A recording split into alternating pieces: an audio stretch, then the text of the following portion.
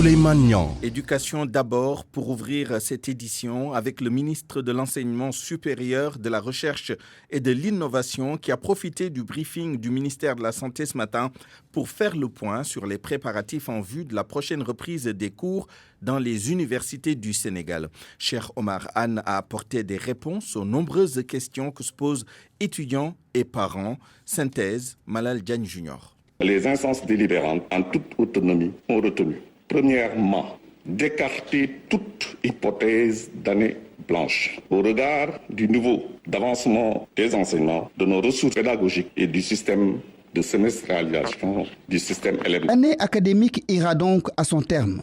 Selon le ministre de l'Enseignement supérieur, une série de mesures a été prise de concert avec les assemblées des différentes universités du Sénégal pour rendre possible la poursuite des enseignements. Cheikh Omar Anne. Mon cabinet a travaillé avec les responsables des instituts d'enseignement supérieur afin de permettre la mise à disposition des cours à travers tous les types de supports qui permettront de rattraper les semaines perdues.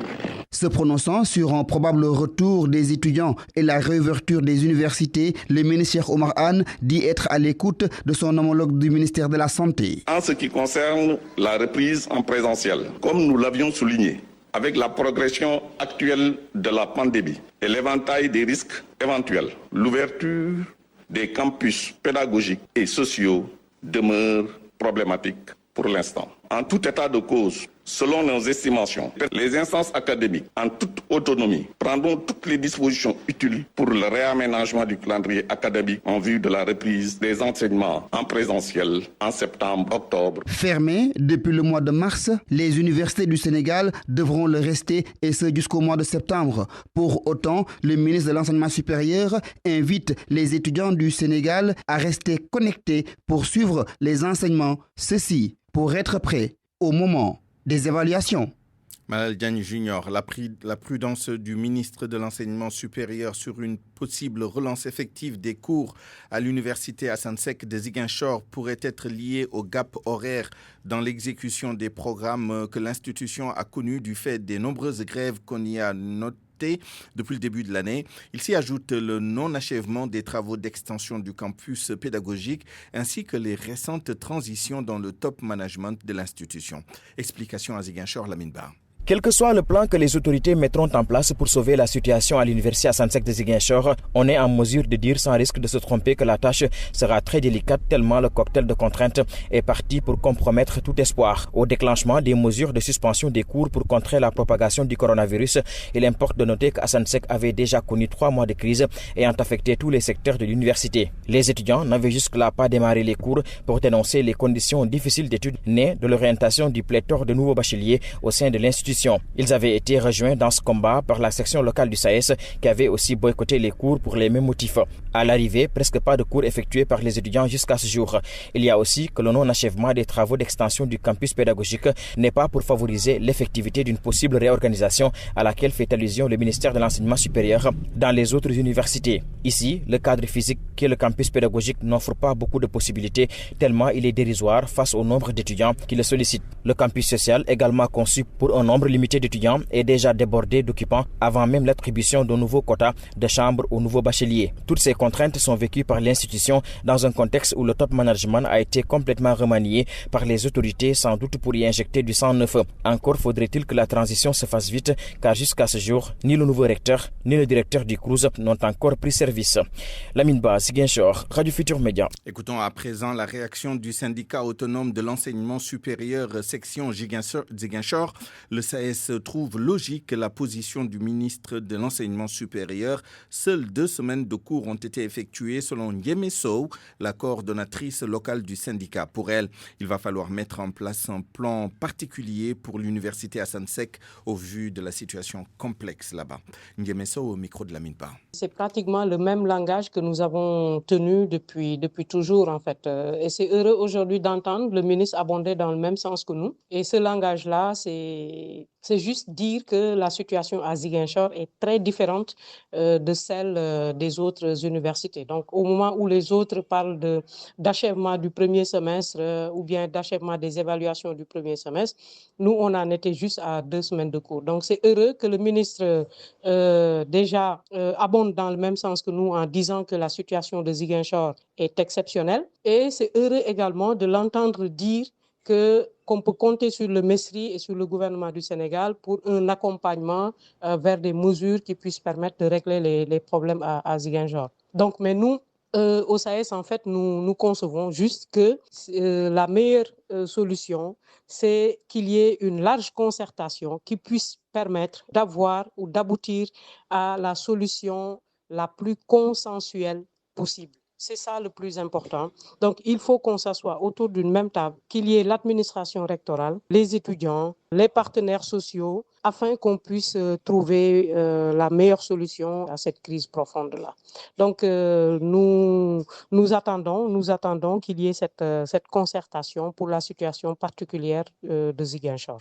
RFM, fréquente modulation 94.0, la radio en puissance. C'est à partir d'aujourd'hui que le ministère de l'Éducation va commencer à transporter les enseignants dans leur localité de service en vue de la reprise du 2 juin prochain. Les responsables de ce département ministériel assurent que toutes les dispositions sont prises pour réunir les conditions d'une bonne reprise. Nafissatou Sila. Sur les 97 000 enseignants, seuls 19 000 sont concernés. Un dispositif est mis sur place pour les convoyer vers leur lieu d'exercice, nous confirme le porte-parole du ministère de l'Éducation nationale, Mohamedou Moustapha Diagne. Le ministère de l'Éducation nationale, en collaboration avec le ministère des Transports et le ministère de l'Intérieur, donc c'est déjà organisé. Les enseignants se sont inscrits sur la plateforme, ont reçu des messages et le premier groupe d'enseignants va quitter Dakar aujourd'hui à 15h. Il faut comprendre également que ce mouvement retour vers les lieux d'exercice va se faire entre le 26 et le 29 mai. Les élèves aussi, ceux en classe d'examen bien sûr, sont concernés par cette mesure. Il y a également 600 et quelques élèves qui vont devoir rejoindre leurs écoles. Il en est même également pour les élèves à qui surtout nous demandons de s'identifier par rapport donc à leur directeur d'école, à leur proviseur ou à leurs principaux afin qu'on puisse également les inscrire et donc les convoyer vers leurs écoles. C'est dire que le processus va commencer maintenant. Le ministère de l'Éducation tient à rassurer cependant le personnel enseignant et les parents d'élèves. Tout ce qui est nécessaire sera fait pour un mouvement retour vers les lieux d'exercice prévu le 2 juin prochain. Au sujet de cette reprise des cours ce 2 juin pour les classes de CM2, de 3e et de terminale, cette déclaration de l'ONG Action Humaine pour un développement intégré au Sénégal, ADIS, et des chercheurs en éducation, formation et sport de l'Université de Saint-Louis appellent le gouvernement à reconsidérer de faire retourner à l'école seulement les élèves candidats aux examens publics. En lieu et place, ADIS propose une reprise non discriminatoire moyennant la prolongation de l'année scolaire 2019-2020 jusqu'au mois de novembre et la suspension des enseignements jusqu'au mois de septembre. Je vous propose d'entendre M. Youri Sall, l'un des chercheurs justement associés à cette déclaration. Il enseigne à l'université Gaston Berger de Saint-Louis. Il a été joint ce matin par El Hadj Ndiogou Diène. Vraiment, nous avons des appréhensions en ce qui concerne l'efficacité pédagogique pour cette rentrée. C'est dans ce but-là. Non seulement la rentrée elle est discriminatoire, on laisse en dehors de l'école physique les 2/3 des apprenants, on élague une partie du programme, éducation physique et sportive, on dit à ceux qui sont malades, chroniques, de rester à la maison. Donc on simplifie trop la rentrée. C'est une rentrée discriminatoire, sélective et pour nous qui ne sera pas efficace sur le plan pédagogique. Il est vrai que la certification est importante, mais l'évaluation pédagogique pour passer d'un niveau à l'autre, d'une phase à l'autre, est beaucoup plus importante que les certifications. En plus, les diplômes actuellement ne servent pas à grand-chose, que ce soit le certificat d'études. BFM ne permet pas de passer d'une classe à l'autre. Et le bac, pour ceux qui vont l'obtenir, ils ne peuvent pas commencer le cours avant janvier 2021 peut-être, ou bien 2021. Nous avons préconisé de retarder la rentrée. D'ici le mois de septembre, la psychose serait atténuée et qu'on pourrait faire rentrer tout le monde avec un programme scolaire complet. Donc en 2 mois, septembre-octobre, on pourrait terminer l'année 2019-2020 avec beaucoup plus de résultats et en plus on peut démarrer l'année 2020-2021 sans beaucoup de difficultés. On a l'habitude de le faire. RFM, l'info, c'est ici. L'info, c'est ici. 12h12. Situation de l'épidémie de Covid-19 au Sénégal. Les chiffres du jour laissent apparaître une nette baisse du nombre de cas ces dernières 24 heures, près de 50% en moins. Les cas graves augmentent, de même que le nombre de guéris. Les détails avec le ministre de la Santé et de l'Action sociale, Abdoulaye Diouf Sarr. Sur 551 tests réalisés, 31 sont revenus positifs, soit un taux de positivité de 5,62%. Les cas positifs sont répartis comme suit. 28 cas contacts suivis par nos services, 3 cas issus de la transmission communautaire répartis entre Castor 1 cas, Thiès 2 cas. 50 patients qui étaient hospitalisés sont déclarés guéris ce jour. 18 cas graves sont pris en charge dans les services de réanimation. L'état de santé des autres patients est stable. À ce jour, l'État du Sénégal a déclaré 3161 cas positifs depuis le début, dont 1565 guéris, 36 décédés. Par conséquent, nous avons présentement en traitement 1559 patients. Le ministère de la Santé et de l'Action sociale exhorte les populations au respect strict des mesures de prévention individuelle et collective. Et puis, aux dernières nouvelles de ce jour, Ziguinchor enregistre un nouveau cas communautaire. Il s'agit d'un patient de 73 ans habitant au quartier Boucotte. Il a été admis au centre de traitement de l'hôpital régional de Ziguinchor. Et puis le débat sur le traitement du Covid-19 à l'hydroxychloroquine qui refait surface avec la suspension par l'OMS de tout essai clinique à base de cette molécule. Décision prise samedi dernier suite à la publication d'une étude la veille dans la revue médicale The Lancet, jugeant inefficace voire néfaste le recours à l'hydroxychloroquine. Alors au Sénégal, ce protocole fait apparemment des miracles avec beaucoup de guéris. Va-t-on suivre les recommandations de l'OMS? Pour l'heure, on ne sait pas encore.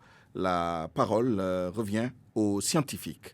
Mohamed Ali Mouba. 551 tests le nom. Maintenir ou rejeter le protocole de traitement du coronavirus à l'hydroxychloroquine. Le ministère de la Santé et de l'Action sociale refuse de trancher le débat et renvoie la question au Comité national d'éthique pour la recherche en santé. Ali Diouf, le directeur de cabinet du ministère de la Santé et de l'Action sociale. On verra bien s'il faudra continuer ce protocole-là ou s'il faudra prendre notre chemin. Le ministre l'a dit en tout cas, nous faisons entière confiance à nos scientifiques. Ils vont se prononcer en temps opportun et puis nous, on va décider de manière beaucoup plus élargie au niveau du Comité national de gestion des épidémies. Confiance totale aux scientifiques de notre pays. Professeur Bamba Kane, physiologiste à la faculté de médecine, espère que la souveraineté de notre pays va être respectée dans cette affaire. Mais je dis qu'au Sénégal, nous avons de bons résultats. Depuis qu'on a décidé d'essayer le protocole de Didier Raoult, l'hydroxychloroquine et autres, on n'a pas de problème. On a même peu de morts, je peux le dire comme ça, une trentaine tout au plus. Pourquoi arrêter ce qui nous réussit? J'espère que le Sénégal ne se laissera pas influencer inutilement. L'OMS demande en tout cas l'arrêt des traitements à l'hydroxychloroquine. Une étude parue dans la revue médicale The Lancet juge inefficace, voire néfaste, le protocole concocté par Didier Raoult. Ce dernier, réagissant à cette étude, la juge foireuse. Il dit, si ailleurs l'hydroxychloroquine tue, ici elle sauve des vies. Mohamed Ali Mouba, et puis je l'évoquais tout à l'heure, la nette baisse du nombre de tests effectués ces dernières 24 heures là-dessus. Voici les explications d'Awambaye. 551 tests, le nombre est faible comparé aux chiffres délivrés depuis le samedi 25 avril 2020, date à laquelle les prélèvements au laboratoire atteignent la barre des 700.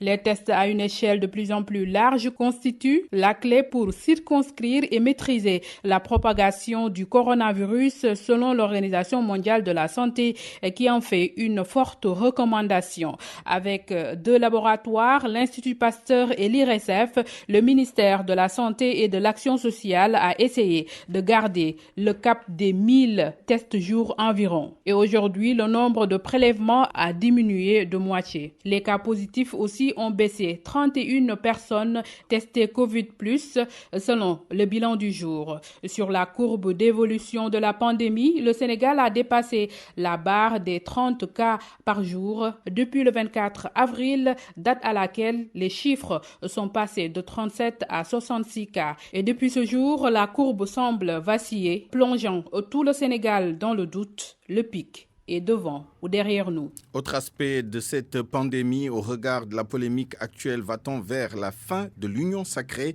entre le président Macky Sall et l'opposition dans la lutte contre le virus? Des analystes répondent par l'affirmative. Ils soulignent que les opposants ne pouvaient pas le laisser continuer à dérouler librement. Binta Diallo. La polémique née du décret instituant l'honoraria au CSE et qui a été qualifié de faux par les services de la présidence de la République a sonné le glas de l'union sacrée entre Macky Sall et son opposition contre la Covid-19. Dr Abdourahmane Sanoko, analyste politique, parle lui de consensus de paille. On dit toujours qu'en politique, il faut toujours savoir saisir la balle au rebond. En fait, c'est tout juste ce qu'ils ont fait. C'est pas parce qu'il y a eu le phénomène du Covid que le combat politique s'est exclusivement tu au-delà.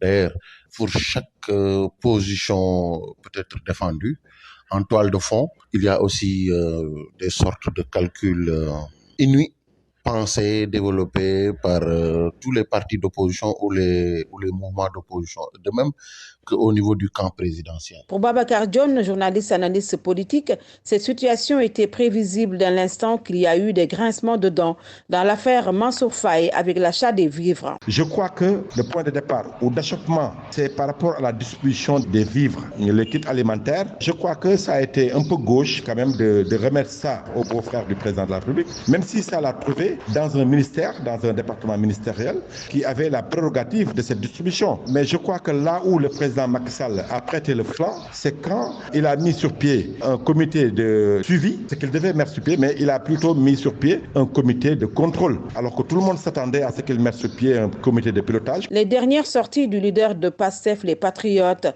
du président de l'ACT et de celui de la République des Valeurs avaient annoncé les couleurs d'un consensus rompu. Les radicaux reprennent les armes contre le maquis. Autre angle d'approche de l'actualité sur le Covid-19, les visites techniques pour les véhicules sont suspendues depuis le 10 avril dernier à cause de la pandémie. Cette mesure arrange les particuliers, mais elle n'est pas du goût des revendeurs de véhicules. Cependant, la direction des transports annonce la reprise prochaine des activités. C'est un dossier signé Sornana Tambay. À l'instar de beaucoup de services, la direction des transports terrestres a suspendu toutes ses activités, notamment les contrôles techniques et la mutation des véhicules. Mais la bonne nouvelle, c'est la reprise dans quelques jours. Cher Oumar Gaye, directeur des transports routiers. Un plan de reprise est en cours de validation donc avec le ministre. Au courant de la semaine prochaine, on va faire une campagne pour informer les concitoyens de la reprise des services. Il y aura de nouvelles dispositions adaptées au contexte sanitaire. Les automobilistes qui circulaient avec des documents et ont expiré pourront être régularisés. C'est des services qui occasionnent un certain nombre de déplacements d'usagers. C'est pour cela justement qu'on a mis en place un système de rendez-vous, un système de rotation d'équipe qui permettra effectivement d'absorber toute cette demande donc de contrôle technique ou d'opération aussi sur les autres véhicules concernant l'immatriculation, l'immutation réhabilitation et autres opérations. Donc il y a un système bien huilé, bien étudié qui est là. Tout est à l'arrêt chez les revendeurs de véhicules. S'ils sont au courant de la dérogation de mise en circulation émise par le ministère des Transports terrestres, les potentiels clients, eux, ne le sont pas. Khadim Baké a presque fermé son parking à la cité Keur Gorgui. Même s'il y a un communiqué autorisant la circulation de ces voitures-là, mais c'est pas quand même tout le monde qui est informé. Cela fait que c'est très difficile. Ça, c'est côté vente. Maintenant, côté achat, surtout concernant les importations, ça continue toujours. Il y en a qui continuent aussi d'importer des voitures, mais si vous ne pouvez plus vendre, comment vous pouvez aussi importer? C'est une situation quand même inédite, quoi. La délivrance d'autres documents essentiels à la circulation des véhicules et dépendant d'autres services a aussi été suspendue, précise Pape Allé, un revendeur de véhicules.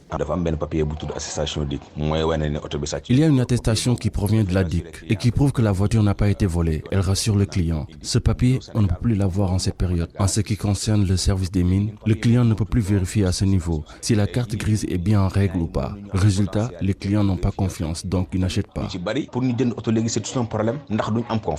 La dérogation faite n'exempte pas cependant le vendeur ou le propriétaire à entretenir son véhicule.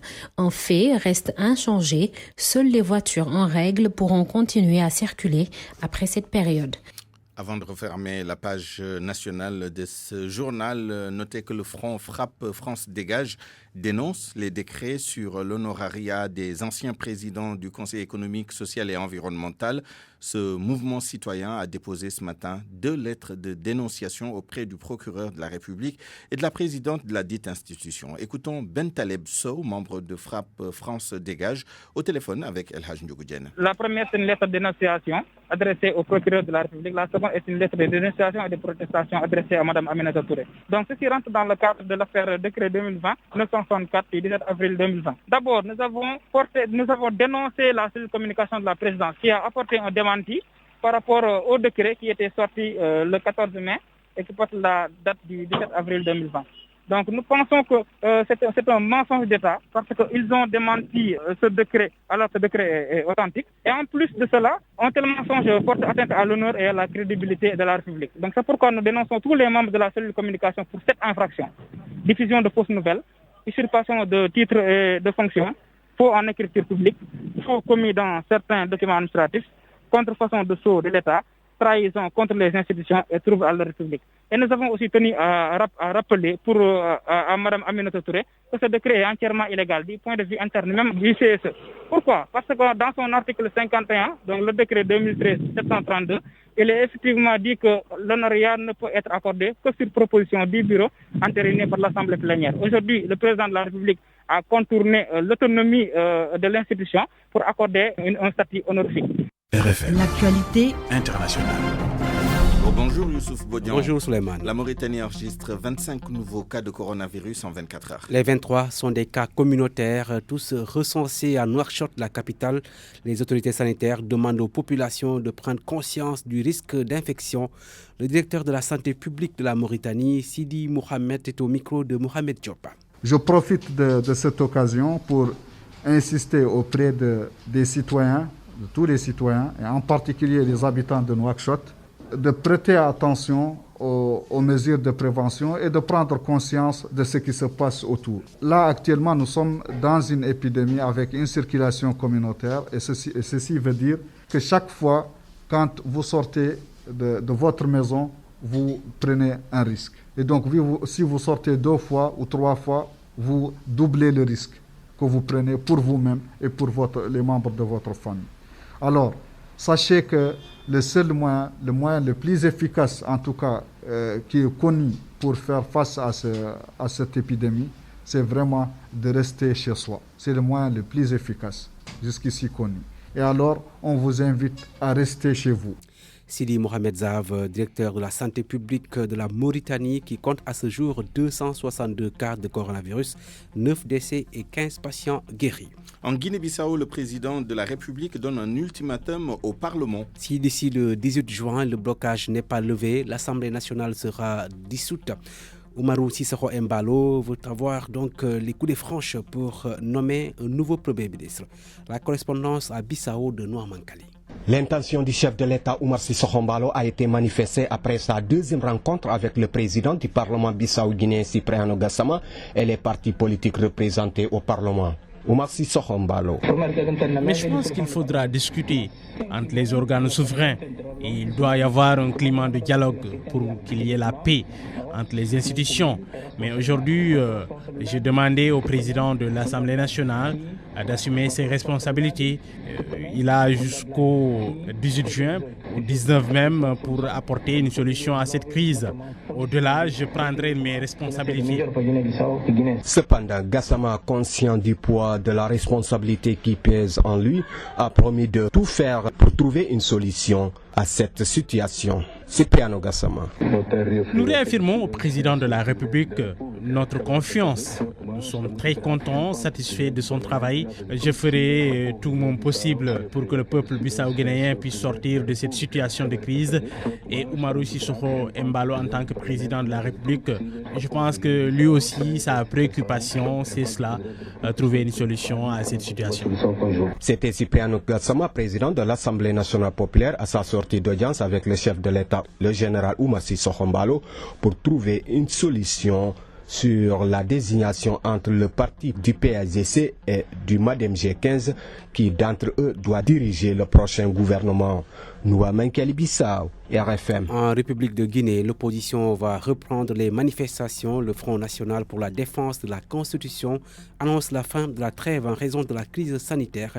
Le FNDC qui veut réclamer la libération de ses militants. Le récit de Binta Diallo. Le FNDC avait annoncé la fin de la trêve politique jusqu'après la fin du mois de Ramadan. Nous y sommes. Le Front national pour la défense de la Constitution en Guinée, selon RFI, se prépare à de nouvelles manifestations de rue. Pour Cellou Dalein Diallo, le chef de l'opposition guinéenne et ses camarades, la crise sanitaire que les autorités peinent à endiguer a été entretenue par le gouvernement pour s'en servir comme instrument politique contre les opposants au projet de troisième mandat supposé du président Condé. Le FNDC interpelle l'État que malgré l'urgence sanitaire, près de 300 membres du Front ont été kidnappés et emprisonnés. Les ministères de la Sécurité et de l'administration du territoire ont tour à tour sorti des communiqués pour mettre en garde ce qu'ils appellent les éternels fauteurs de troubles. Le gouvernement estime par ailleurs que l'objectif des opposants est de provoquer des affrontements et de ternir l'image du pays. Binta Diallo, la République de Guinée qui rend hommage à Mouri Kanté, le maître de la Kora, plusieurs fois disque d'or, sera inhumé aujourd'hui au cimetière de Kipé dans la banlieue de Conakry. Et puis au Burundi, Pierre Nkurunziza félicite son dauphin. Le président sortant choisit Twitter pour féliciter le major Évariste Ndayishimiye pour sa large victoire. Nkurunziza qui ajoute, je cite, « Ça confirme que la grande majorité des Burundais adhèrent au projet et valeurs qu'il incarne. Nous sommes des témoins privilégiés de l'histoire. Que Dieu bénisse le Burundi. » Fin de citation.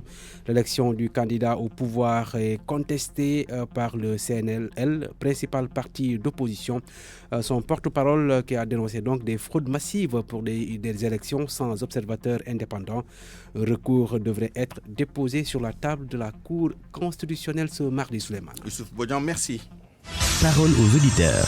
L'actualité, qu'en pensez-vous? Moi, je pense que vous devez. Réagissez dans nos éditions d'information sur l'actualité. Bonjour. Du lundi au vendredi, vous avez la parole sur RFM.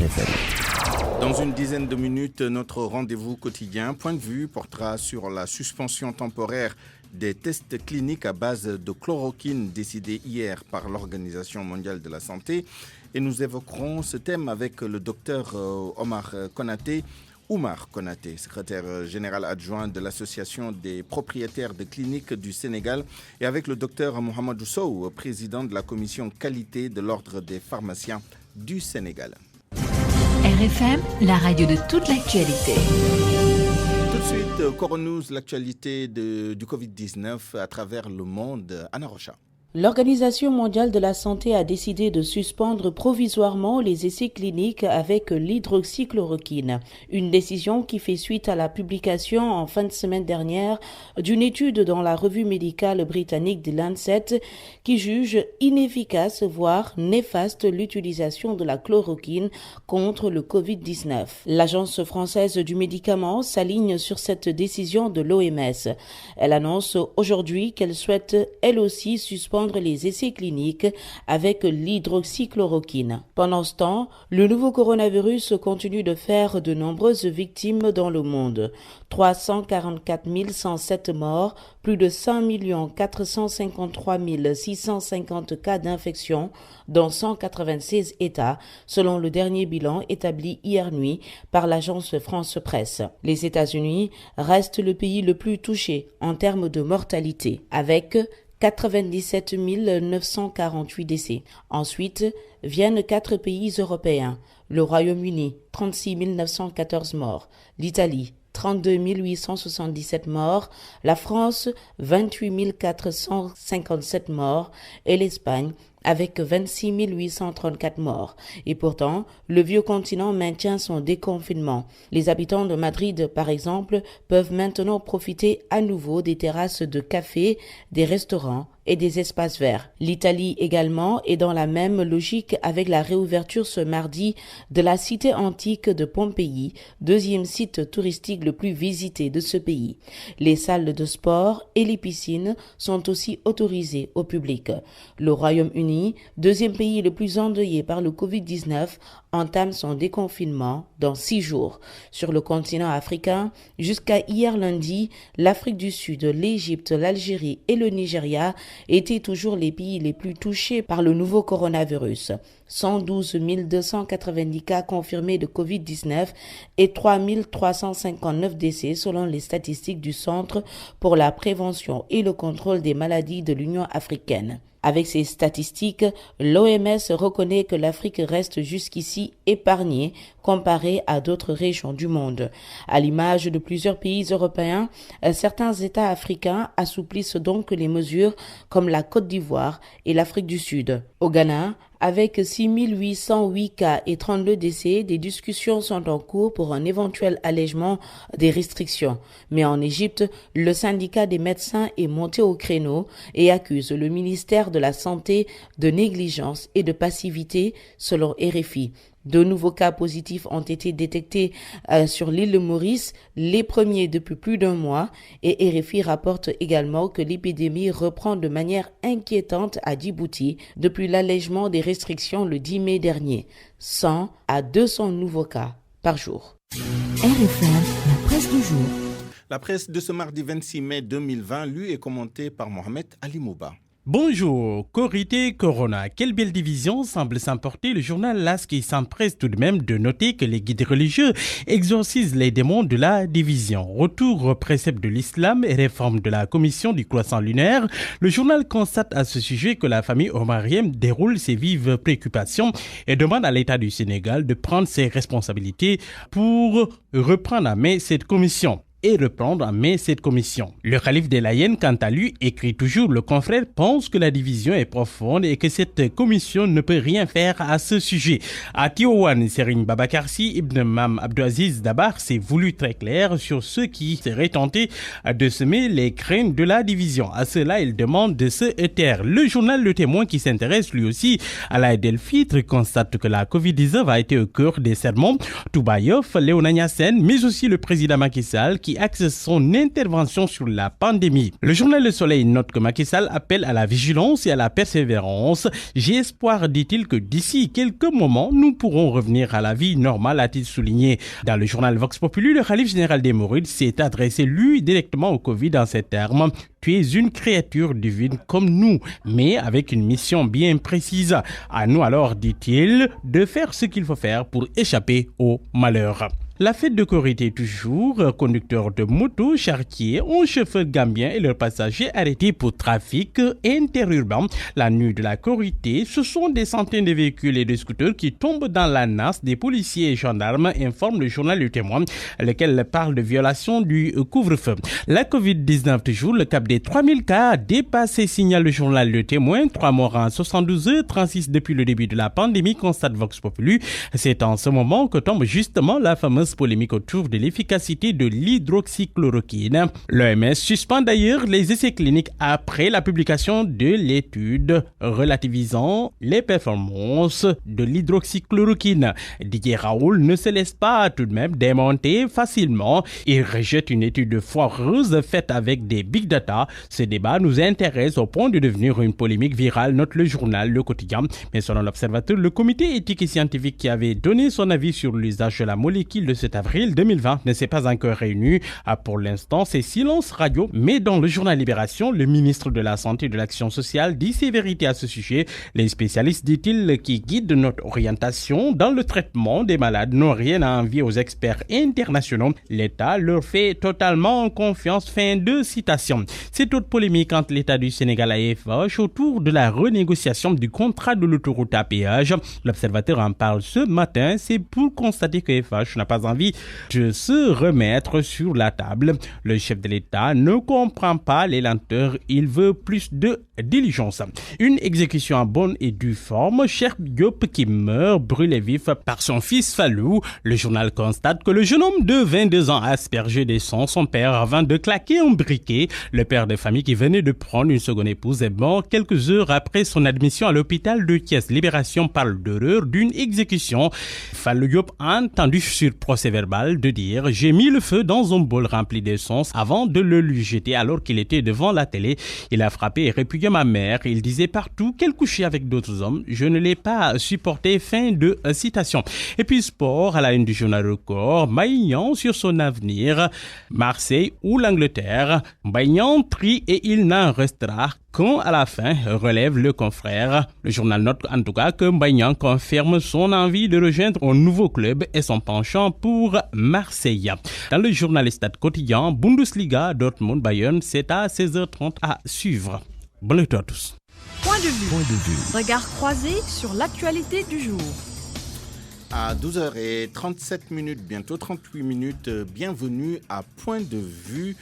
Quelle position du Sénégal par rapport à la suspension temporaire des tests cliniques à base de chloroquine ou d'hydroxychloroquine décidée hier par l'Organisation mondiale de la santé suite à la publication d'une étude dans le journal The Lancet? C'est le thème donc de ce point de vue du jour, et pour en parler, nous sommes en direct et en ligne avec le docteur Oumar Konaté, secrétaire général adjoint de l'Association des propriétaires de cliniques du Sénégal. Docteur Konaté, bonjour. Oui, bonjour, monseigneur. Nous sommes également avec le docteur Mohamedou Sow, président de la commission qualité de l'Ordre des pharmaciens du Sénégal. Docteur Sow, bonjour. Bonjour, monseigneur. Alors, je reste avec vous, docteur Sow, le bien nommé. Vous êtes responsable de la qualité de l'Ordre des pharmaciens. Nous parlons de cette décision de l'OMS publiée hier, mais qui a déjà été prise depuis samedi dernier, au lendemain de la publication de cette étude dans The Lancet. Alors, d'abord, une question d'information. Savez-vous dans quel cadre, au Sénégal, on utilise dans le protocole thérapeutique l'hydroxychloroquine? Est-ce que c'est dans le cadre de ce fameux programme d'essais cliniques Solidarity de l'OMS, ou est-ce que le Sénégal utilisait déjà cette molécule avant ou en dehors du cadre de ce programme de l'Organisation mondiale de la santé? Alors, merci, monsieur Nia, et bonjour à tous vos auditeurs. Ce qui est sûr, c'est que le Sénégal a utilisé donc ce protocole dans le cadre du traitement du Covid, bien avant l'étude lancée par l'OMS. Et il faut se rappeler que le professeur Seydi donc avait pris la décision de l'utiliser bien avant donc l'étude lancée. Parce qu'il faut comprendre qu'il y avait le débat qu'il y avait entre le professeur Raoult et les Français et les autres. Et tout le monde disait que c'était pas le moment parce que l'échantillonnage qu'avait utilisé le professeur Raoult était un échantillonnage limité. Mais par la suite, par manque d'une thérapie efficace, il a jugé nécessaire de l'utiliser. Est-ce que sur cette base-là, on peut en tirer la conclusion que le Sénégal n'est pas lié par la décision de l'OMS de suspendre temporairement l'utilisation de l'hydroxychloroquine ou de la chloroquine dans le protocole thérapeutique, justement? Oui, le Sénégal n'est pas lié. Pourquoi? Parce qu'en matière de médicaments, quel que soit le pays, c'est le pays qui juge lui-même de ce qu'on appelle le rapport bénéfice-risque. Alors, aujourd'hui, si nous regardons les résultats qui ont été présentés par le professeur Seydi, il n'a nullement intérêt à changer de protocole tant qu'il n'a pas vu le contraire de par les preuves apportées par le professeur Seydi. Et je dois rappeler également en matière de réglementation, il y a ce qu'on appelle deux éléments, ce qu'on appelle une autorisation de mise sur le marché ou bien une autorisation temporaire d'utilisation. Et dans le cas précis, comme on n'a pas le temps de mettre en place, d'avoir une autorisation de mise sur le marché, on donne une autorisation temporaire d'utilisation. Le premier Seydi, donc il y a un document qu'on a donné, ce qu'on appelle une autorisation temporaire d'utilisation. C'est au moment où l'indication ici, c'était contre le Covid-19, il n'y avait pas eu suffisamment d'éléments, mais on avait le bénéfice que ça a apporté, c'est-à-dire donc ça a sauvé des malades et ça a diminué donc la durée d'hospitalisation. Et du point de vue du risque, parce que quand on parle du risque, parce que si vous regardez bien les informations issues donc des éléments de l'enquête, on vous parle de la dangerosité. Alors la dangerosité se mesure par rapport aux effets secondaires déclarés, ce qu'on appelle les effets indésirables déclarés. Et lorsque vous avez ces effets secondaires, vous qui êtes dans le cadre de l'étude clinique et avec d'autres scientifiques, vous devez faire ce qu'on appelle la recherche du lien de causalité, ce qu'on appelle donc l'imputabilité dans le second de la causalité et pas corrélation, parce que parfois on fait la confusion justement. Voilà. Pas du tout, on ne fait pas de corrélation. On fait ce qu'on appelle une imputabilité, c'est-à-dire le lien de causalité entre l'effet constaté et la prise du médicament. Et lorsque le lien de causalité a été acté, on passe à une deuxième étape, c'est ce qu'on appelle l'évitabilité. Donc l'évitabilité va permettre soit de dire que si nous avons des effets indésirables constatés, par exemple, si on ajoute, ça peut inhiber ou bien complètement faire disparaître l'effet constaté. Et dans le cas ici au Sénégal, lorsque le professeur Seydi avait présenté ses résultats, même sur les effets secondaires, donc il y a eu, donc si ma mémoire ne me trahit pas, je pense qu'il y avait 12 cas où il y avait des effets secondaires, et sur ces 12, les 2 tiers même avaient continué donc le traitement. Ça signifie donc que ici le rapport bénéfice-risque était donc favorable. Donc en somme, si je me base bien sur les résultats du professeur Seydi, le Sénégal n'a pas de raison de changer de protocole. Très bien. Docteur Oumar Konaté, vous avez suivi ce débat, cette polémique sur fond de rivalité entre écoles, voire entre firmes pharmaceutiques. Quel est votre point de vue personnel là-dessus et aussi institutionnel, puisque vous êtes le secrétaire général adjoint de l'Association des propriétaires de cliniques du Sénégal? Peut-être avez-vous discuté de ce sujet-là, peut-être pas à la lumière de la décision de l'OMS, mais depuis l'utilisation de ce protocole ici au Sénégal. Quel est votre point de vue sur cette polémique? Merci, cher monsieur Niache. Merci aux auditeurs qui nous suivent.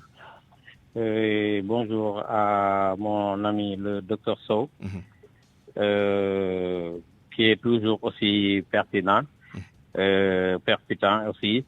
En fait, vous savez, monseigneur, je vous dis, mon avis personnel, c'est un débat scientifique. Et qui parle de débat scientifique, c'est-à-dire il faut présenter des preuves. L'étude, disons, du professeur Raoul, c'est clair, ils ont testé 50 000 personnes, ils ont fait 130 000 PCR. Le prélèvement, donc, au niveau des muqueuses nasales, Ouais, avec la petite tige là. Nasales, ils ont fait 130 000 tests, donc PCR. Et écoutez, 130 000 PCR, c'est pas 2 ou 3 PCR faits au hasard. Donc, pour vous, c'est un échantillon représentatif. Et représentatif. C'est représentatif. Donc, à mon avis, moi, scientifiquement, je discute scientifiquement. À mon avis, c'est un bon échantillon. C'est quelque chose qui est là, palpable, donc on ne peut pas le réfuter. Mais docteur, l'étude du docteur Mandip Mehra de Harvard, c'est-à-dire cette étude qui a été publiée par The Lancet, se prévaut d'un échantillon de 96 000 prélèvements. 96 000 prélèvements, en tout cas, l'observation de 96 000 malades, plutôt. Mais avec le professeur Raoul, ils ont observé 50 000 malades, mais écoutez... À la différence, effectivement, que chez le professeur Raoul, on parle de prélèvement, alors que dans l'étude publiée dans The Lancet, c'est une étude observationnelle traitée par l'intelligence artificielle, puisqu'on parle de big data, et ce ne sont pas des prélèvements. C'est peut-être ça la différence méthodologique. C'est ça la différence. Exact. En fait, c'est ça la différence. En fait, le professeur Raoul, il est dans une structure.